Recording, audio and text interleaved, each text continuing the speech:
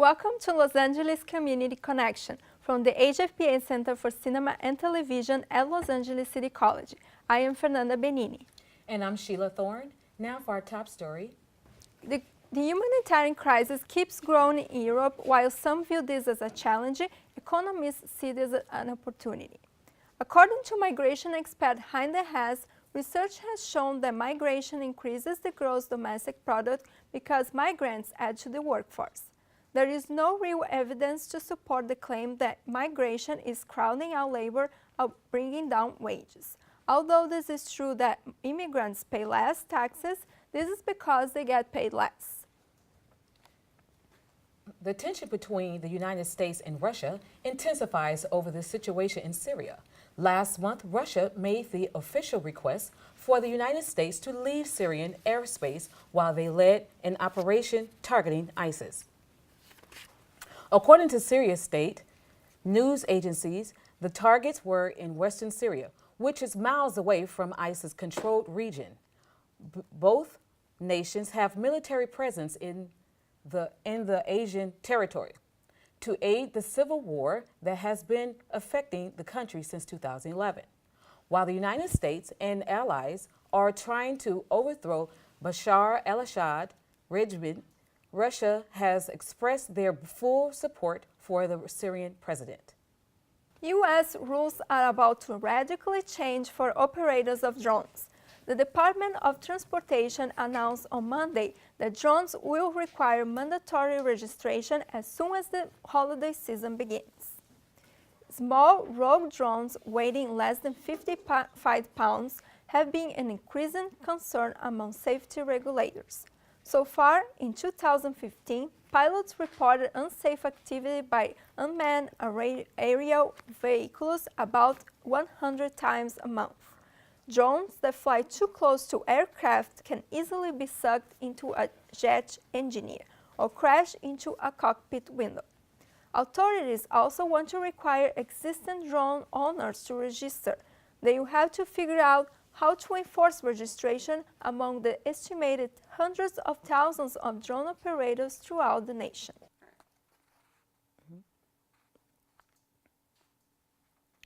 Where do people go when they are hungry and have nothing to eat? Where do students go when they are tired and have nowhere to sleep? Jeremy Jesse is here with us in the studio to talk about the noble work of the LA Mission.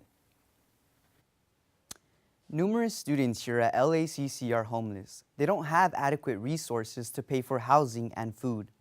The LA Mission is a non-profit organization that helps people by donating money, food, and a place to sleep at night. They also provide counseling and educational resources to help homeless students complete their GED. These are just a few ways the LA Mission is helping the community. Hi, I'm Jeremy Jesse, and we're here in front of the Los Angeles Mission. Right here is a good friend of mine, Corey Williams. Hey, how you doing today? My name is Corey Williams. I'm a current student at LA Trade Tech School. I am a participant staying in the LA Mission right now. I've been homeless for 2 years. I love the program that they offer. It's pretty great. They also help me with materials for school. They have they also offer you 3 meals. And it's pretty cool. It's reasonable. They also help me with participating with the school, coming in at different times, and it's pretty cool since I've been here. They do motivate you for school. They also have a Christian program, which is a year program for drugs for both men and women. If you're willing to participate with the program, but you have to also want to help yourself, and it will help you too. Right here is a good friend with me, Lydell Laudo, and we're standing right here in front of the Los Angeles Mission. What originally inspired you to come here and help people at the Los Angeles Mission? Well, being formal on the streets and all that, I've been doing real bad as far as being on drugs and all that. I came here for recovery. And then discovered that this place is actually a Christian home. So I decided, why not, give it a try. And also, I want to be able to go to college, so my goal is to get my high school diploma and also attend a local college. What would you tell them to get them to come to the Los Angeles Mission? not only will you be able to change your life, but you'll be able to have some that you'll be able to show for as far as you attending the mission. So by all means, I suggest that you come to the LA mission. The LA Mission is having a volunteer orientation on November 7th, and they accept donations year-round. For more information about how you can help their cause, you can visit their website at www.losangelesmission.org. Later on, Darcel Hoover joins us for a report on the progress of the new Student Center at LACC. Bus stops in LA are filled with homeless people and garbage. I will have more on that story when we return. Stay tuned.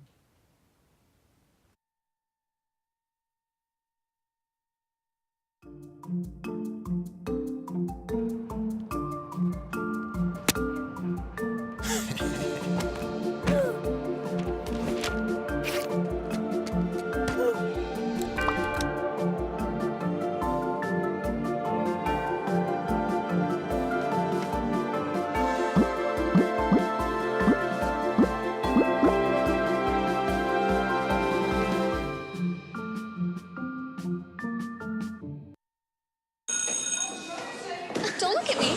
Your hair's a bit frizzy today. Oh, you should pick that up. Oh, you're such a dork. Loser. Here, let me help you with that. Oops. Every day, kids witness bullying. Oh, look. Your crush is looking at you. Poor you. They want to help, but don't know how. See, no one here's gonna help you, because no one... Teach your kids how to be more than a bystander. Visit stopbullying.gov. Your daughter just had her first breakup. Do you A, put yourself in her shoes? B, console her? Don't worry, sweetie. This is gonna happen a lot. Or C, find her a new boyfriend? Nice, single boys. That was weird. As a parent, there are no perfect answers. But you don't have to be perfect to be a perfect parent. Thousands of teens in foster care will love you just the same. You've messed up your son's haircut. Mom? Do you A, try to fix it? Like it never happened. B, work with what you got? Or C, show solidarity? Thank you, babe. As a parent, there are no perfect answers. But you don't have to be perfect to be a perfect parent. Thousands of teens in foster care will love you just the same.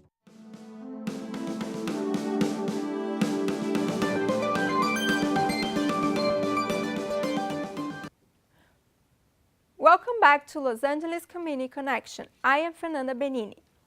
Many students at LACC take public transportation to and from campus.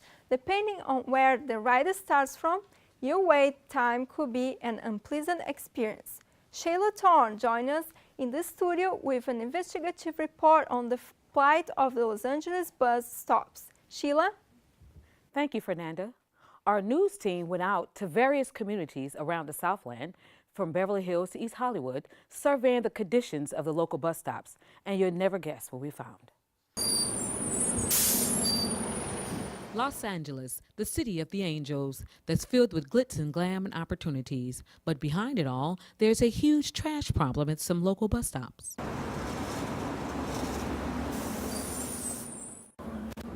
Throughout the city, there are many trash cans that's overflowing with trash. It becomes a health hazard to the general public as they're going to and from school and work. Here it is, been over a week that we was here at the same location talking about this trash here, and the trash can is still overfilled with trash. I'm around here pretty often, and it's just a shame how they just let it stack up like that, or people go in and out of it, and it's just, it's just disgusting. You know, I try not to even look at some of the stuff like that some of the time. I don't understand why the city doesn't do something about it. You won't find this at a bus stop, say, at Wilshire and Robertson. You're not going to find this in certain areas. A big part of the problem, though, is the demographic of the neighborhood. This is not acceptable. This is not acceptable at all. This is Los Angeles. It's filthy. It breeds rats, rodents, all types of unhealthy, unclean things. There's children and elderly people walking around here. This can't be. We try to figure out who is responsible for this trash. We tried contacting Shelter Clean Services and Martin Outdoor Media. They were not up for any interviews. If you would like to report any unsanitary conditions at your local bus stops, please contact Shelter Clean Services or Martin Outdoor Media. The general manager of Shelter Clean Services commented via email, reporting, "Our service is driven by the requirements of our customer agreements and input of our own route technicians and the public. We do not decide which shelters receive more or less services and must meet specific preventative maintenance requirements, which include scheduled multiple weekly visits to every transit shelter stop in the Los Angeles city." Back to you, Fernanda. The Los Angeles City Council passed tougher gun storage laws. Gun owners are now required to install trigger locks and keep their firearms in locked containers. The measure comes as an effort to keep guns from falling into the wrong hands.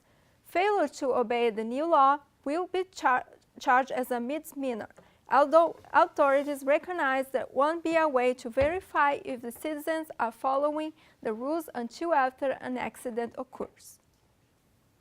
When you come back, George Ponce joins us with the latest in sports and entertainment.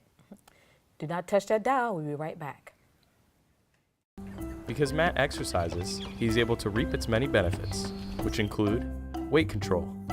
Oh yeah. Awesome. Improved mood. How's your day going, Matt? Fantastic. More energy. 98, 99, 100. And better sleep. What the heck are you still doing in here? Get out. Become a witness for your fitness.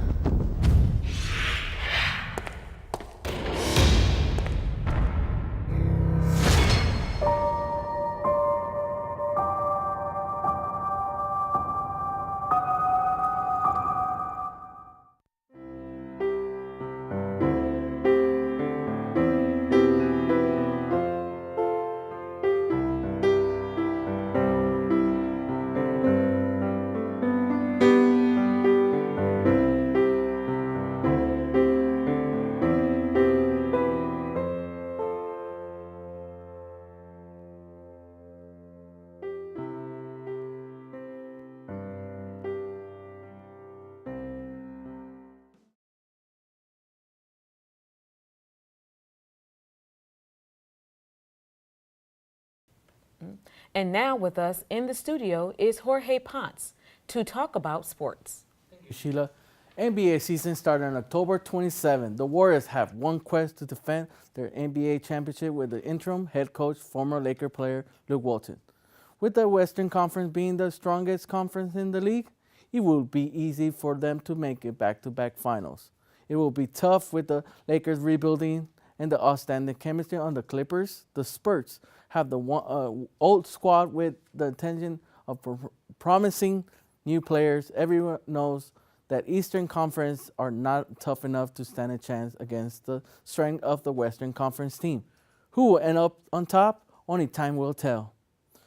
Since Donald Trump announced his presidential bid on June 16, 2015, he hasn't stopped making headlines. After his racist remarks about Mexico, NBC cut ties with him in June. Many people are angry with NBC's decision to have Donald Trump host Saturday Night Live. This is the second time Trump hosted SNL since 2004. People made a petition for the NBC to renege, but NBC refused. Donald Trump will host SNL as scheduled on November 7. What are your thoughts about Donald Trump hosting Saturday Night Live? As a Mexican American, I'm refusing to watch it because his political statement about Mexico. Yeah, that's too bad.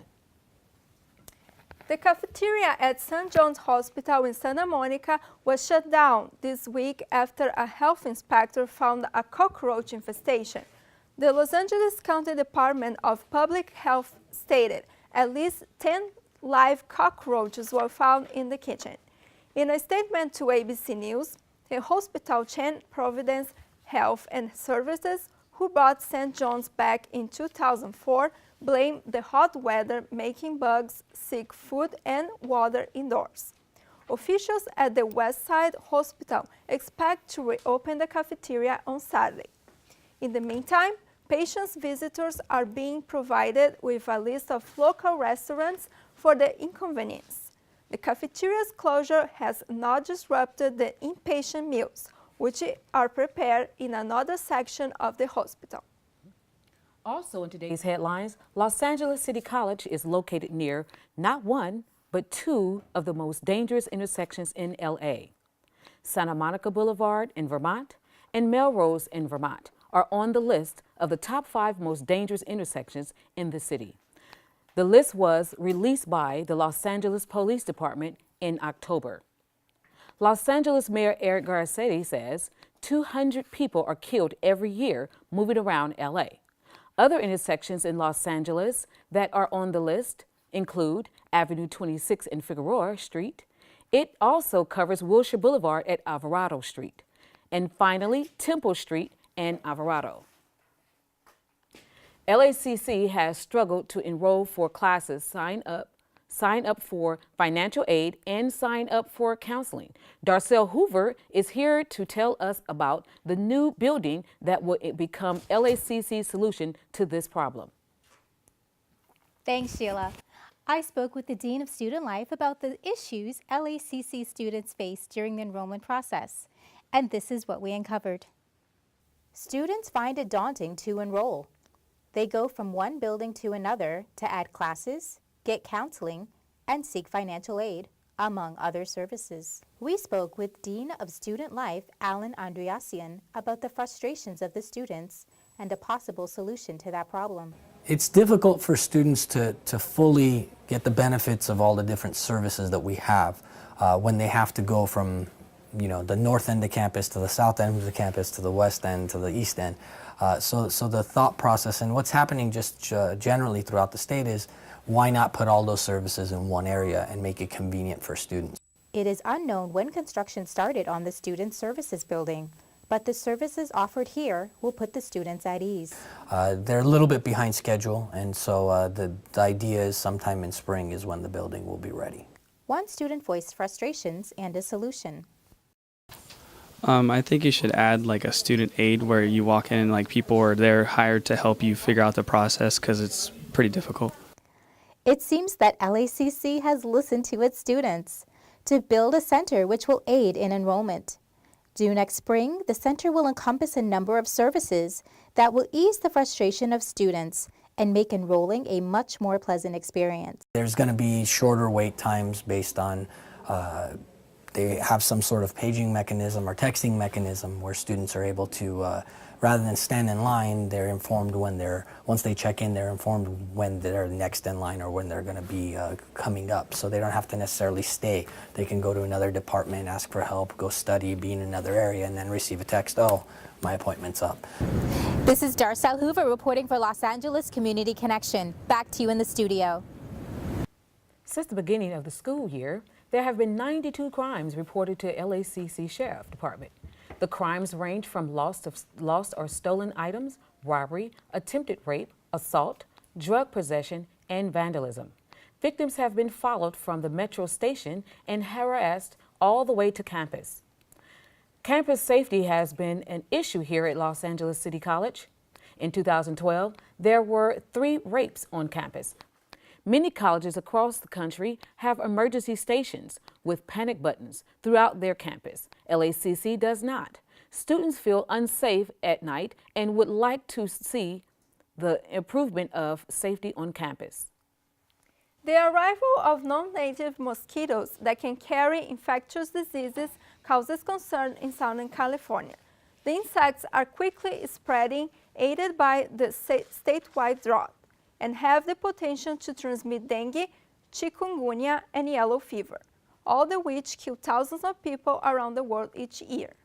Unlike mosquitoes more common to California that usually come out in the evening, these mosquitoes bite during the daytime. They have been found in 12 of California's 58 countries. Mosquitoes reproduce faster in hot weather and need water to breathe, but can do so in pools collected in bottle cap or in droplets of water stuck between leaves of plants. Rain will help flushing out the bugs and the eggs, but even if there's no water, the eggs can last for up to 2 years until there's water source to hatch.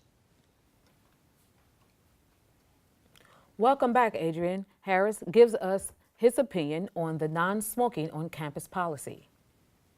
Stay with us. We'll be right back.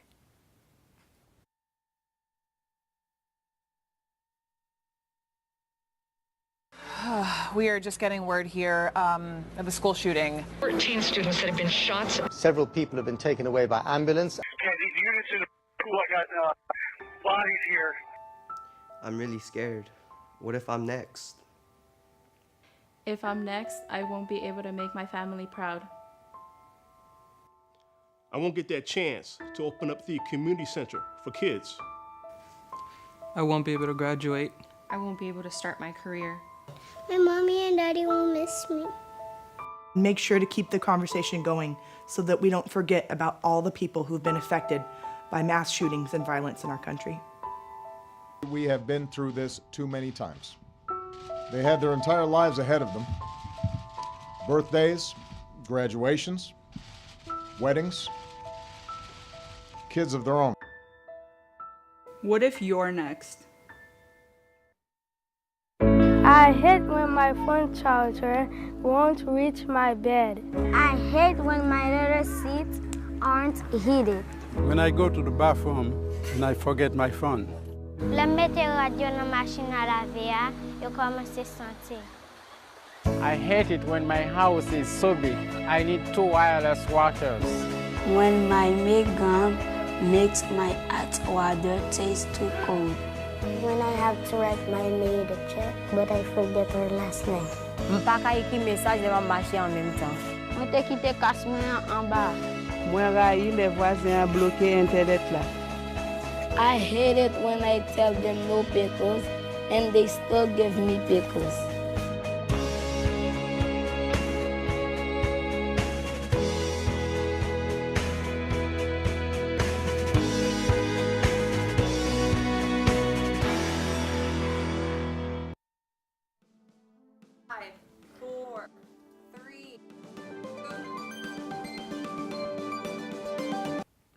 Welcome back to the show.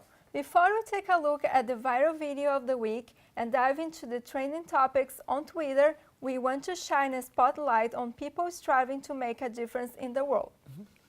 Social media is changing the way news is traditionally reported. Stories are not only covered by anchors and reporters working at newspaper and radio television stations, smartphones and the internet have placed a power of sharing information in the hands of the community. However, you tend to see the exact same stories on every mainstream media outlet. Here at LACC TV, we strive to cover the uncovered and bring you our first installment of Activist State.